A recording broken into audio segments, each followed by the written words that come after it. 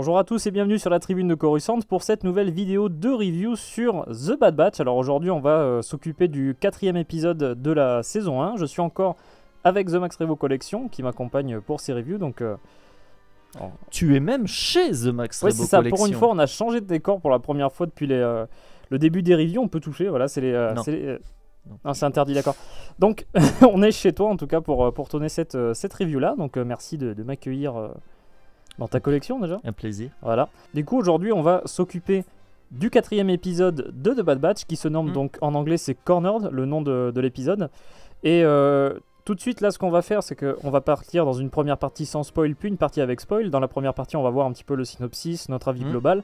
En seconde partie, on va aller plus en détail. Mais le truc, c'est que dès le début, là, dès la partie sans spoil, le titre français te balance en fait ce qui se passe dedans, alors que le titre anglais est quand même plus ou moins vague, on va dire, parce que le titre en français c'est quand même La chasseuse de primes.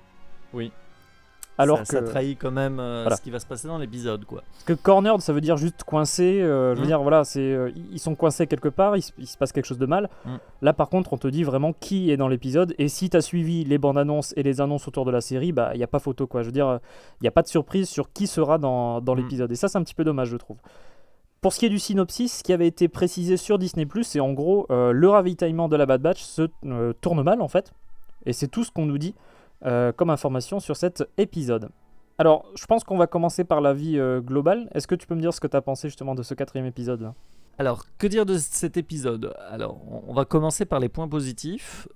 C'est sympathique, visuellement, c'est réussi. Il n'y a pas le même défaut que la semaine passée, qui était un épisode particulièrement sombre. Et finalement, il n'y avait pas ce joli aspect technique. Là, les planètes sur lesquelles on va se poser dans l'épisode, c'est plutôt joli, c'est plutôt une belle animation. Il y a de l'humour dans cet épisode. Après, pour moi, le gros point négatif, c'est que c'est vraiment anecdotique.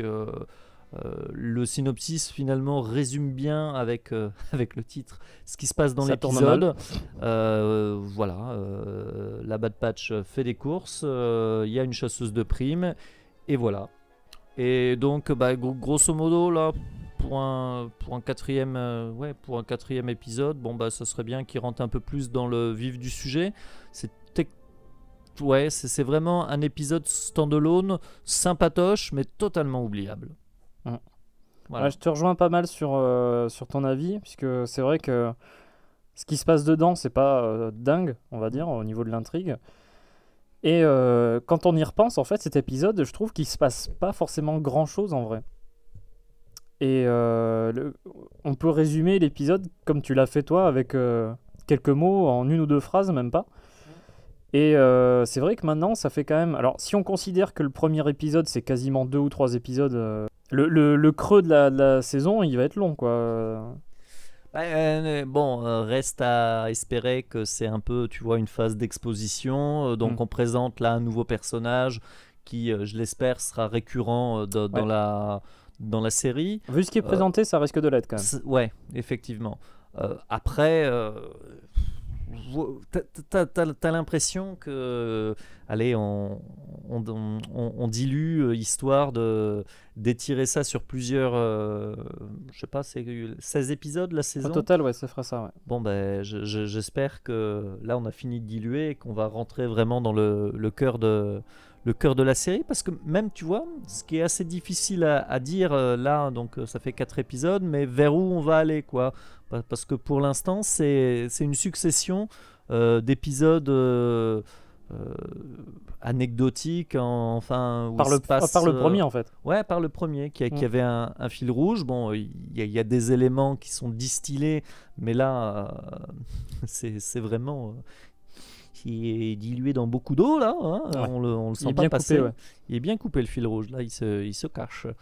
Et même grosso modo, t'as des séries avec des stand-alone qui sont des épisodes, tu vois, un peu concept, un peu intéressant. Et bon, là enfin, ça fait train-train un peu en fait. Hein. C'est la vie quotidienne de la Bad Batch. Comme tu dis, la Bad Batch fait des courses, alors. Voilà. Que vont-ils faire la semaine prochaine ? C'est ça. Ils vont au marché, ils vont. Marché, là, ils l'ont fait. Voilà. Peut-être à la campagne. À la pêche ? À la pêche. Ah oui. Ils vont aller pêcher ? aller pêcher. Ils vont adopter un chat. Oui. Parce qu'il y a quand même de bonnes choses dans l'épisode, je trouve. Globalement, je trouve qu'il est sympa. Voilà, c'est juste que ça décolle pas des masses par rapport à ce qu'on pourrait attendre d'une intrigue de saison. Par contre, je trouve que c'est pas forcément moins bien ou mieux que The Clone Wars, tu vois, sur certains aspects. Donc c'est vraiment dans la lignée quoi, de ce qu'on a eu, mais avec un côté plus linéaire et du coup moins. Si je peux me permettre, c'est que Clone Wars, tu avais le principe d'arc. Et donc tu avais des arcs qui pouvaient être super intéressants, avec des fois des éléments quand même un peu fil rouge d'une saison même à l'autre. Et donc des fois tu tombais sur un arc dont il n'y avait rien à sauver et tu te tapais 3 ou 4 épisodes de suite, ce qui était totalement inintéressant parce que l'arc... l'histoire en elle-même est pas... Voilà. Là, vu que c'est un peu quand même un peu comme Rebels, avec c'est plus une histoire filée en fait. Voilà, une histoire filée, tout ça. Bon il faut que ça démarre quand même. Après, il y a de bonnes choses dedans, j'ai trouvé quand même. Je trouve que l'ambiance. Alors, on s'est trompé d'ailleurs. Moi, je m'étais trompé complètement. J'étais pas le seul. On avait vu quelques images de cet épisode-là dans les bandes annonces. On s'est complètement planté en fait sur la planète pour le coup. On en parlera un petit peu plus en détail dans la partie avec spoil. Mais par contre, cet environnement-là, c'est quelque chose qu'on avait déjà vu auparavant, sans en dire trop. C'est un joli truc. Je trouve que c'est un endroit assez joliment fait. Et puis, un peu dans la veine visuelle de The Clone Wars fin de série. Et The Bad Batch, il y a quand même un cachet, on va dire, au niveau du rendu qui est quand même assez cool à voir. Ça, la partie visuelle est très réussie sur la planète. Et alors aussi, c'est tout bête, mais... je pense que ça fait partie de l'animation et du coup des fois de séquences. Quand des fois, je me souviens de vieux épisodes, ils te montraient des planètes comme ça, où finalement elles étaient quand même assez désertes, comme si animer des persos, je sais pas, des vaisseaux, ça devait... Le logiciel, tu vois, gérait pas trop d'animation. Là, c'est assez vivant. Là, maintenant, ils ont récupéré des modèles de The Clone Wars quand même de partout. Si t'as remarqué, oui. Tu reconnais plein de civils en fait, de plein d'épisodes d'avant de l'ancienne série. Enfin bref, bon. Donc à partir de maintenant, soit vous avez déjà vu l'épisode, soit vous n'avez rien à faire d'être spoilé, puisque là, on va passer à la partie avec spoilers. Donc, si on reprend en gros l'histoire globale de l'épisode, on voit que, alors, ils ont plus de ressources en fait, ils doivent se ravitailler. Ils ont besoin d'argent, ils ont besoin de ressources. Et pendant ce temps-là... Et Wrecker a faim. Et Wrecker a très faim. Voilà, il s'en plaint assez vivement. Alors, ce qu'ils font, il y a tout un stratagème avec l'autre là, qui essaie de vendre Echo à un mec qui a des droïdes ou je sais pas quoi, là, pour tirer du fric, pour tirer quelques crédits en fait. Il se fait passer pour un droïde vu qu'il a une sorte de tenue qui ressemble vaguement à un droïde s'il met son casque et tout. Une partie assez marrante, j'avais trouvé pour le coup. Oui. C'est léger quoi, c'est assez marrant. Il y a le groupe de droïdes derrière qui est assez rigolo avec le droïde de protocole. En fait, voilà, ça résume bien Non, mais c'est léger, mais tu vois, sans consistance, quoi. Grosso modo, tu passes un bon moment parce que c'est drôle, et les scènes d'action qui vont s'enchaîner dans l'épisode sont plutôt, il y en a 2-3 quand même, plutôt rythmées, avec des moments assez drôles, mais voilà, ça va pas chercher plus loin, quoi. Et on se rend compte pendant ce temps-là qu'il y a quelqu'un qui est aux trousses en fait, puisque alors c'est la personne qui les accueille dans le hangar, si je me souviens bien. Truc que j'ai oublié, c'est sur la planète Pantora, qu'on avait déjà vu dans The Clone Wars, puisque c'est de cette planète-là que viennent les Pantoriens, les aliens à la peau bleue. Les Navis. Non, c'est pas les Navis, non. Ils sont plus petits, ils sont bleus, mais c'est pas les mêmes. Faire attention. Du coup, cette planète-là que vient par exemple le baron Papainoïda qu'on voyait dans The Clone Wars. Et on l'a vu justement avec l'épisode où il se fait enlever ses 2 filles et tout. Enfin, on avait vu la planète Pantora à quelques reprises. Et d'ailleurs, il y a un petit truc qui m'a fait tiquer. Tu vois, une des lunes de la planète vers la fin. Et il me semble qu'il y en a une qui est bleue. Et il y a peut-être moyen que ce soit justement Ortho Plutonia qu'on voit dans The Clone Wars, qui était une lune justement de Pantora. D'accord. Tu sais, l'épisode avec les Tals. Ouais. Il y a moyen, je pense que justement une des lunes qu'on voit vers la fin, ça doit être Ortho Plutonia, parce que c'est celle qui est sous protectorat des Pantoriens. Donc, d'accord. Voilà, un petit clin d'œil en passant, puisque ça, c'est vraiment un environnement qu'on a déjà vu dans The Clone Wars et que j'avais trouvé très joli en plus, parce que ça fait très... ça fait limite Coruscant, genre un peu urbain, et en même temps, tu sais, il y a des bâtiments, des coupoles un peu orientales, on va dire. C'est ça, c'est ce que j'allais dire, on retrouve assez... inspiration orientale. T'as l'impression d'être dans le Bagdad d'Aladin, tu vois, avec. Il y a un peu de ça, ouais. Ouais, non, mais c'est. Ce mélange un peu. Alors, pas comme Jeddah, par exemple, où ça fait très. Un peu d'amalgame de trucs. Ça fait une ville plus ancienne, Jeddah, par exemple. Mais là, ça fait vraiment très moderne à certains aspects. Ouais. Et très ancien ou très marqué architecturalement, qui est assez joli à voir, j'avais trouvé. Et du coup, on se rend compte que la personne qui les accueille dans le hangar, il les balance en fait. Hein. Oui. Et mais ça aussi, la subtilité du truc. Oui, déjà. À peine ils sont même pas encore sortis du vaisseau que le type, c'est comme dans Mandalorian, tu sais, l'extraterrestre là qui mettait un bip, enfin un mouchard sur le Razor Crest et qui tu vois avec le plan de. C'est l'épisode sur Nevarro. Ouais, sur l'épisode sur Nevarro. Là aussi, là tu vois parfaitement que le type va les vendre. Après, ceci dit, par contre, dans Mandalorian, il te faisait traîner ça sur l'épisode. Là, au moins, on te le dit dès le début. Hein. Tu vois que le mec, il contacte quelqu'un. Donc, tu fais, bon, il les a vendus, très bien. Dans Mandalorian, il te laissait le doute quand même. Hein, jusqu'à la fin, tu fais, ouais, c'est bon, on a compris, quoi. Là, au moins, c'est rapide, ça passe, quoi. Et du coup, le truc, c'est qu'il y a un personnage qui débarque, et c'est pas un personnage qui nous est inconnu, puisque c'est Fennec Shand, qu'on voyait dans la saison 1 et la saison 2 aussi de The Mandalorian. Qui est toujours doublé par la même actrice en VO. Alors je sais pas ce qui s'est passé pour la VF, par contre je sais pas exactement ce qui s'est passé au niveau du doublage, mais en tout cas en VO c'est exactement la même actrice. Et Ming-Na Wen, c'est ça. Du coup on retrouve ce personnage là, c'est près de 30 ans avant Mandalorian, donc c'est... Et elle a pas pris une ride. Alors ceci dit par contre pour ça, moi je te répondrais quand même que l'actrice elle a pas pris une ride non plus en 30 ans. Hein. Oui. Parce qu'elle a 60 ans actuellement, à peu près, je crois, à Ming-Na Wen. C'est vrai que quand tu la revois, moi je l'ai connue dans Urgence. Elle a pas tant changé que ça. Hein. Ouais. Et effectivement, punaise. Donc c'est possible. Parce que si on part du principe qu'elle a une vingtaine d'années là-dedans et qu'elle en a à peu près 50 dans Mandalorian, bon, après voilà, c'est pas un truc qui m'a choqué. Connaissant l'actrice et vu à quel point elle change peu. Au cours des années, c'est pas si étonnant que ça. Qu'est-ce que t'en as pensé justement de revoir ce personnage-là ? On le savait hein, qu'elle était présente, mais c'est toujours assez sympa de rajouter du background et à des persos que tu croises dans The Mandalorian et tout ça. Après, pour le coup, c'est pas non plus un personnage que j'adore particulièrement. Enfin. Il y a des chasseurs de primes, si tu veux, bien plus intéressants.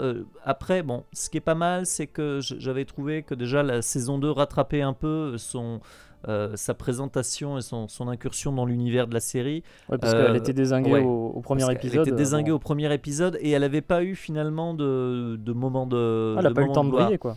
Que dans la saison 2 de Mandalorian, on se rend compte que c'est quand même une chasseuse de primes et une bonne combattante. Surtout que c'est pas si mal parce qu'en vrai, on la verra aussi dans la série de décembre, donc le livre de Boba Fett. Ouais. Donc ça, c'est toujours sympa de faire revenir comme ça, de filer un peu certaines intrigues en découvrant le passé du perso et tout ça.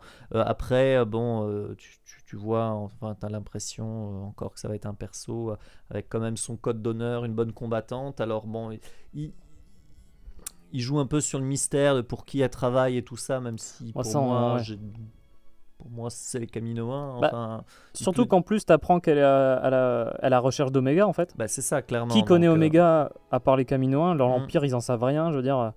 À part eux, qui va vouloir s'emparer d'Oméga, je vois pas trop qui ça pourrait être. Donc le perso en lui-même est plutôt sympa parce qu'elle est bien badass. Elle l'était dans Mandalorian déjà. Elle était dans Mandalorian et enfin, si j'ose dire, c'est le seul intérêt de l'épisode de présenter ce personnage. C'est ça. Et qui du coup deviendra, je pense, récurrent parce que là, vu comment on te l'introduit... C'est simplement, effectivement, donc la chasseuse de primes du titre de Disney+, qui va effectivement essayer de capturer Oméga. Elle est plutôt subtile dans son approche. Hein, ouais, c'est ça. Et ça donne... on a droit à deux, trois scènes de combat assez marrantes avec les membres de avec Hunter qui la poursuit. Moi j'aime bien le petit combat très rapide qui me fait penser, tu sais, à une scène un peu à la Indiana Jones. Là, t'as Wrecker qui est l'armoire à glace Elle le balance par terre, si je me souviens. Oui, c'est ça. Ouais. Et elle le balance, mais vraiment en 2 secondes. Enfin, tu t'attends le gros bourrin qui va pouvoir, pas parce qu'elle est toute frêle, mais c'est une combattante hors pair et elle te le neutralise en 2 secondes et c'est assez marrant de jouer sur le décalage. Qu'on avait déjà vu justement aussi dans Mandalorian. La façon dont elle combat, la façon dont elle se débrouille quand on voit tout le combat sur Titan, si je me souviens bien, dans le chapitre je sais plus combien. Non, elle avait quand même assez impressionnante quoi, comme perso. Mais c'est vrai que je te rejoins sur le fait que c'est pas forcément un personnage où j'ai été extatique de savoir qu'elle était dedans. J'aime bien l'actrice en plus pour 2-3 rôles qu'elle a eu. Mais après, au-delà de ça, c'est toujours sympa de faire du lien entre les séries, justement des passages du live du live action à l'animation, c'est assez sympa. Et je trouve que pour le coup, son modèle 3D est pas mal en vrai. Et de manière générale, enfin bon, ça c'est dans la stratégie peut-être vraiment Disney de créer un univers étendu. Donc ce qui peut des fois poser problème, comme on l'avait vu avec l'épisode 1, avec 2-3 incohérences autour de Kanan. Mais c'est vrai, voir Saw Gerrera, voir donc cette chasseuse de primes, c'est toujours intéressant de voir comment les différentes séries, que ce soit Clone Wars, Rebels, Mandalorian ou même des éléments des films s'entrecroisent et donnent un peu plus vie à ce que j'appelle de manière générale, même si c'est canon, tout l'univers étendu autour des films, quoi. Oui, après ça reste, même si c'est canon, ça reste l'idée d'univers étendu. Du coup c'est vrai que comme tu dis, en plus elle a des méthodes assez sympa au début, j'ai envie de dire, parce que Omega elle essaye elle se fait passer pour quelqu'un de gentil qui essaye de l'aider parce qu'elle se perd, si je me souviens bien. Ouais, c'est ça. Elle s'égare en fait pendant que les autres ils sont en train de vaquer à leurs occupations. Elle se fait passer pour une gentille, elle va la récupérer, etc. Mais sauf qu'en fait elle est là pour la capturer, pour l'amener quoi. Donc voilà, elle est quand même assez subtile et assez sympathique comme perso. Les droïdes sont marrants, voilà. C'est vrai qu'il y a le passage avec Echo est assez drôle. Parce qu'il y a le droïde de protocole que tu avais bien aimé, je crois, c'est ça ? Ouais, non, mais c'est les petites interactions avec le running gag d'Echo qui se fait passer pour un droïde auprès du marchand, parce qu'ils ont besoin d'argent. Donc, quand le marchand propose de racheter Echo, c'est Hunter qui... Bon, allez. Ouais, en plus, il y avait un truc assez marrant avec genre, ils veulent le vendre pour 2000 crédits. Ouais, et il fait non, attends, je vois un peu mieux que ça. Quand même. Allez, 3000. Non, ça c'était marrant, tu vois, ces petites blagues. Non mais voilà, disons que voilà, ça se regarde, c'est sympatoche, cette scène est marrante. Après, tu vois justement, il file le running gag avec le droïde de protocole qui est jaloux parce que c'est lui le chef des droïdes astromech. Il supporte pas trop que ce soit Echo qui vienne. Voilà, c'est ça. Il aime pas être relégué au second plan. Donc c'est trop bis, quoi. Effectivement, t'as ça. Après, t'as toute la partie, enfin, on essaye d'expliquer pourquoi ils pourront pas se sauver de la planète. Donc, ils démontent le vaisseau. Donc, après, ils vont être utiles quand même, le petit gang de droïdes là, pour réparer. Ouais. Il y a une histoire de transpondeur, si je me souviens bien, avec l'identification du vaisseau, etc. Pour plus, justement, aussi qu'on parce qu'ils sont recherchés. Voilà. Pour plus qu'on puisse les identifier et tout ça. Donc, non, ça c'était... Il y a tout qui se connecte pas si mal au final. Donc, c'est ce qui fait que l'épisode est sympa à suivre, c'est que ça s'enchaîne plutôt bien. D'ailleurs, il faut noter que d'épisode en épisode, ils sont de plus en plus courts. Bon, ça reste à peu près à quelques minutes. Bon, ça reste toujours dans le même format. Et à la limite, tant mieux, parce que vu qu'il n'y a pas grand-chose quand même à raconter, un épisode d'1 heure... sur leur course peut-être. Moi je trouve que c'est un peu exagéré là de reprocher la durée des épisodes là pour l'instant. Oui, parce que mon Dieu, on est passé de 26 à 24. Enfin, je sais plus exactement les durées exactes, mais waouh, on a perdu 2 minutes. Enfin, c'est vrai que ça va être. Juste que le premier était très long, mais. Oui, non, mais enfin, c'était un épisode spécial. Comme ils avaient fait aussi un épisode plus long pour le lancement de Rebels. Il y avait un spécial d'une heure, si je me souviens bien. Ouais. Donc pour toi, en fait, elle bosse pour les Kaminoans, c'est ça ? Ouais. Vu qu'elle recherche spécifiquement Omega, à aucun moment ils te font part effectivement qu'elle est intéressée par les autres membres de la Bad Batch. Elle s'en fout. Elle, c'est sa cible. Alors que pour l'Empire, eux, c'est pour le coup... Je pense même pas, effectivement, comme tu disais, que l'Empire sache quoi que ce soit sur Omega. Ils la connaissent parce qu'ils l'ont vue, Oui. mais au-delà de ça, ils se rendent pas forcément compte de ce que c'est et ce que ça représente. Parce Non, qu'ils savent même pas que c'est une clone améliorée comme eux, en fait. Donc, Après, est-ce que l'Empire même s'intéresse tellement à la Bad Batch? pour l'instant, Ils ont non, d'autres mais chats à ils fouetter. sont tout de même recherchés. Mais Oui, ils sont recherchés. Tu peux penser que Crosshair prendra peut-être aura un point d'honneur à retrouver ses ex. ça reviendra peut-être plus tard, ça d'ailleurs. Voilà, mais la confrontation entre les ex-amis, ou est-ce qu'il y aura une rédemption, enfin on verra. Mais ouais, enfin parce que pour l'instant, sincèrement, c'est juste des déserteurs. Ils ont refusé de suivre les ordres, et depuis lors ils veulent se cacher. D'ailleurs ça donne une petite scène avec Omega, non mais qui maintenant j'ai pas envie d'aller me cacher, moi je veux visiter, moi je veux parcourir le monde, moi je voudrais parcourir. Ouais, non mais enfin C'est la petite sirène 2. c'est la petite sirène, elle a envie de faire du tourisme, et eux ils veulent se planquer, donc bon. Heureusement, Après, ceci dit, ils vont sur Pantora, donc ils visitent un peu. Ouais, non, mais c'est ça. Ils auraient eu des crédits et la glacière était pleine. Ils n'avaient pas besoin de s'arrêter sur Pantora. Ils se seraient planqués sur, je sais pas, attends, c'est comment la planète de la saison 1 du Mandalorien, là, avec les pêcheurs. Sorgan. Sorgan, voilà. Ils se seraient arrêtés sur Sorgan. Tout le monde va sur Sorgan, en fait. Tout le monde, voilà. Ils prient une yourte, et voilà. Si, le temps fort de l'épisode, c'est quand il y a des Stormtroopers qui sont sur la planète et qu'on nous dit, tiens, ils sont partout. Il y a l'Empire. On voit C'est encore les clones, hein, ouais. Physiquement. On voit aussi que le programme de code barre, d'identification, le chain code. Oui, on voit Rampart encore avec son hologramme.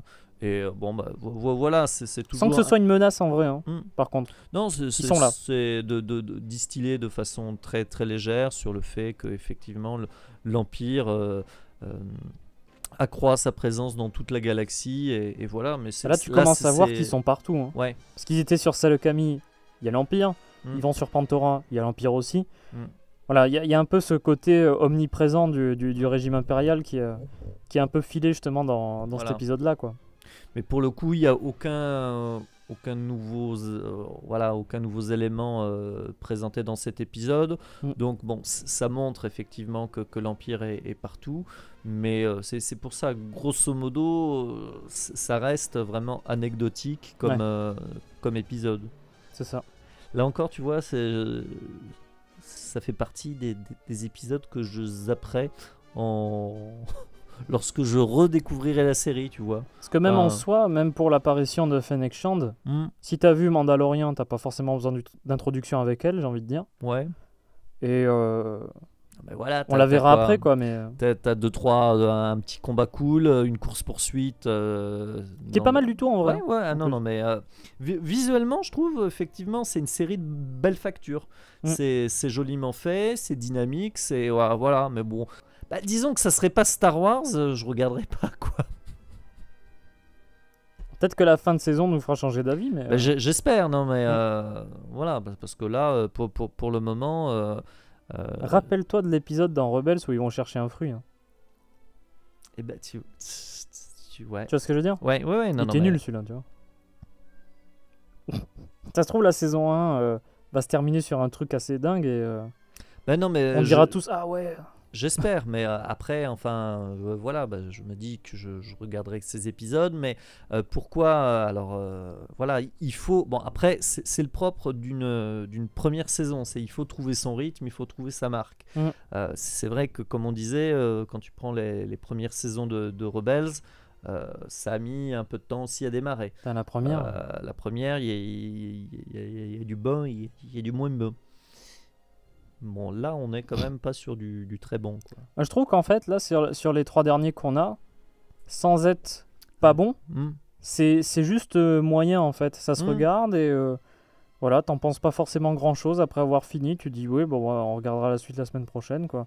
Et le vendredi vient, tu vois, et tu te dis, ouais, bon, d'accord.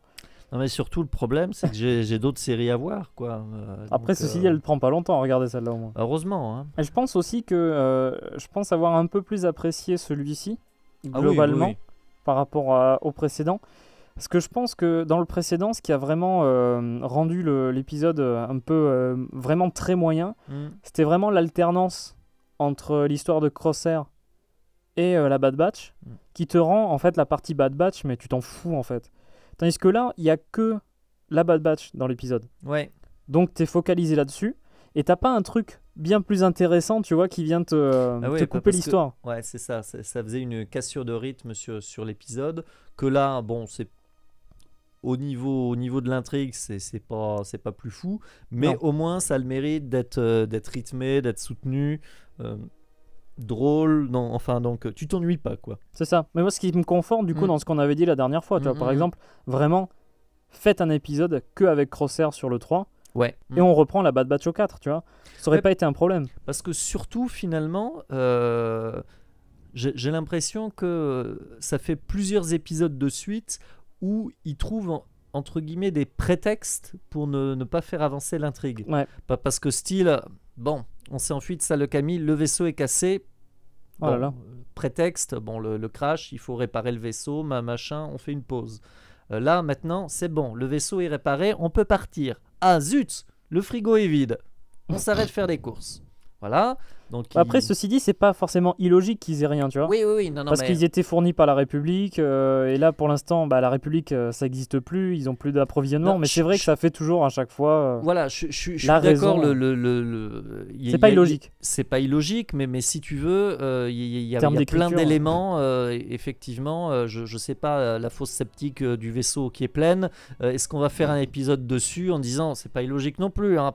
Je sais pas, c'est une série quand même avec des soldats d'élite, t'as envie de voir de l'action, t'as envie, à la limite, ce que t'as vendu quand même le premier épisode, c'est les mystères du clonage, c'est les débuts de l'Empire, donc bon, alors il y a des là, petits... c'est Omega va au marché, quoi, mais c'est à dose homéopathique, tu sens là, tu te dis, allez, on vous garde du lourd pour la suite, mais bon... la suite, elle est loin. Ouais, non mais c'est ça, au bout d'un moment, il faut nous donner du biscuit quand même. Du coup, je pense qu'on n'a pas forcément grand-chose de plus à dire sur l'épisode en lui-même. Qu'est-ce que t'aimerais voir, par exemple, dans les prochains, dans la suite? J'aimerais bien revoir Crosshair, parce qu'en fait, les parties avec lui et le début de l'Empire sont les parties intéressantes. Donc, l'idée aussi, c'est qu'il va falloir que la Bad Batch se positionne. Et parce que là, pour l'instant, on ne peut pas avoir une série Runway avec notre seule ambition, c'est de nous fuir et de nous cacher. Donc, au bout d'un moment, vu que c'est des soldats, et je pense que ça va être peut-être le cœur de la série, ça va être l'Empire prend, comment dire, étend son voile sur toute la galaxie. Qu'est-ce qu'on fait? Est-ce qu'on participe au combat? Et donc, on rejoint éventuellement Rex pour se battre. C'est vrai qu'il doit arriver au bout d'un moment, lui. Il va devoir arriver. Et où est-ce qu'on pêche? Non, mais enfin, tu vois, il va falloir en fait Il va falloir sauter le pas entre vraiment c'est ça. Rentrer dans l'intrigue et savoir ce qu'ils veulent. Enfin bon, ils doivent déjà avoir, j'espère, leur plan pour l'avenir de cette Bad Batch, mais qu'est-ce qu'ils vont choisir de faire, quoi. Surtout qu'en plus, quand tu vois les squads en elles-mêmes, à part peut-être récupérer Crosshair et protéger Omega, ils n'ont pas forcément beaucoup plus d'objectifs que ça au final. Il n'y a même pas une quête, parce qu'ils tombent sur Cut. Enfin, ils tombent pas sur Cut, ils vont le chercher parce qu'ils savent que c'est un clone, mais tu vois, c'est même pas forcément filé non plus ce truc-là.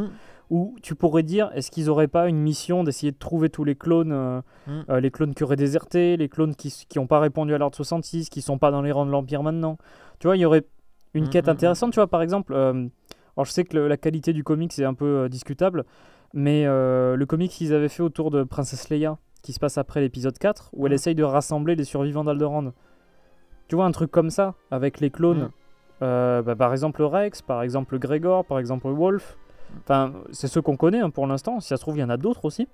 Ce serait intéressant d'avoir une trame comme ça, où ils essayent de récupérer tout le monde et de, je sais pas moi, fonder leur république de clones, j'en sais rien moi, mais voilà, de sauver un petit peu tous ces gens-là qui sont maintenant, ils servaient à faire la guerre, maintenant il n'y a plus la guerre, il y a l'Empire, donc on ne sert plus à rien. voilà quoi, trouver justement un asile pour ces gens-là. Je trouve que ça serait une trame assez intéressante et pour l'instant, je trouve qu'il n'est pas si présente que ça. Bah pour l'instant, les persos savent pas quoi faire parce que visiblement Ils sont paumés un peu. ils sont totalement paumés. Bon, c'est vrai qu'ils n'ont pas beaucoup eu le temps de se poser vraiment, mais leur seul objectif, ça semble être de trouver toujours un refuge pour se planquer. Ce que conteste Omega. Mais voilà, pour l'instant, eux n'ont pas beaucoup de buts. Et ce que tu dis au niveau de l'intrigue et qui pourrait justement être intéressant, c'est que c'est aussi ce que je disais tout à l'heure dans l'aspect intéressant de la série avec cet empire qui est en train d'asseoir son autorité sur la galaxie. C'est qu'on voit aussi comment se crée l'armée impériale avec tout ce qu'il y avait eu sur les conscriptions et quelle va être finalement la place des clones avec les Kaminoans effectivement qui veulent défendre leur programme et Tarkin qui l'entend différemment. Donc c'était une question que je pense beaucoup de fans se posaient. Enfin, quand tu as les Stormtroopers, tu sais que c'est plus des clones. Alors, est-ce que, voilà, il me semble qu'on sait que des clones servent encore sous l'Empire. Très peu. Ouais. Très peu. Donc, qu'est-ce qui va se passer? Est-ce qu'ils vont les mettre au rebut, considérant qu'ils ont fait leur temps? Et ils en parlent dans The Clone Wars d'ailleurs. Ils sont en retraite, en gros, ils disent. Donc, dans The Clone Wars. Ils en parlent dans Rebels, pardon. Ouais. Donc cette partie ça peut être intéressante et justement aussi comme tu dis la Bad Batch qui pour le coup tu les vois pas rejoindre la future rébellion mais surtout qu'en plus elle n'existe pas vraiment à ce moment-là donc effectivement ils vont peut-être ouvrir un hospice pour clones sur une planète voilà. Moi, ça me semblerait intéressant, en tout cas, qu'ils se mettent en quête de tout ça, parce que bon, à part eux, je veux dire, à part s'entraider entre clones, il n'y a pas grand-chose à faire, en fait. Personne viendra les aider. Pour l'instant, moi, j'espère quand même, par exemple, que... bon, ça y est, maintenant, le vaisseau, il est cassé, on l'a réparé, il n'y a plus rien à bouffer. Ça y est, on a à bouffer maintenant. Bon, ça va, tu vois. Maintenant, au bout d'un moment, j'aimerais bien quand même qu'il se passe un truc, tu vois, au niveau du... Je sais pas, moi, par exemple, ils savent que le Capitaine Rex est encore vivant, et qu'il est pas dans l'Empire puisqu'il allait voir Cutler Wayne. Aller chercher Rex, essayer de le trouver, tu vois. Moi, j'espère quand même que dans le prochain épisode, il n'y ait pas encore un souci qui vient les retarder et que, voilà, enfin, faites quelque chose, quoi, tu vois. Parce que là, pour l'instant, j'ai l'impression qu'ils subissent plus leur histoire que vraiment qu'ils soient actifs. Ah ouais, non, mais... Et ça, je trouve que c'est un peu problématique au bout d'un moment, tu vois. Au début, qu'ils galèrent et qu'ils sachent pas vraiment quoi faire, etc., je comprends. Mais là, on est quand même au 4e épisode. Si tu divises le premier épisode en 3, ça fait le 6e au final. C'est bon, quoi. Ouais. Là, j'espère qu'ils vont vraiment se bouger et commencer à faire quelque chose, quoi. Ouais, ça serait bien pour les spectateurs aussi qui commencent à faire des choses. Donc voilà, c'est à peu près tout ce qu'on pouvait dire sur ce 4e épisode de The Bad Batch. En tout cas, ça me fait plaisir, encore une fois, de discuter avec toi autour de cet épisode-là. C'est quand même assez sympathique et j'ai quand même hâte qu'on voit la suite, quoi. J'espère que ça deviendra plus intéressant que ça ne l'est actuellement, quoi, on va dire. Donc on se retrouve très bientôt pour la prochaine review de l'épisode 5 du coup de The Bad Batch. J'espère que cette vidéo vous a plu. Si c'est le cas, n'hésitez pas à laisser un j'aime, à commenter pour dire ce que vous avez pensé de cet épisode-là aussi. N'hésitez pas à vous abonner à The Max Revo Collection ainsi qu'à la Tribune de Coruscant si vous ne voulez pas rater nos prochaines vidéos. A bientôt et que la force soit avec vous. Salut, à très bientôt.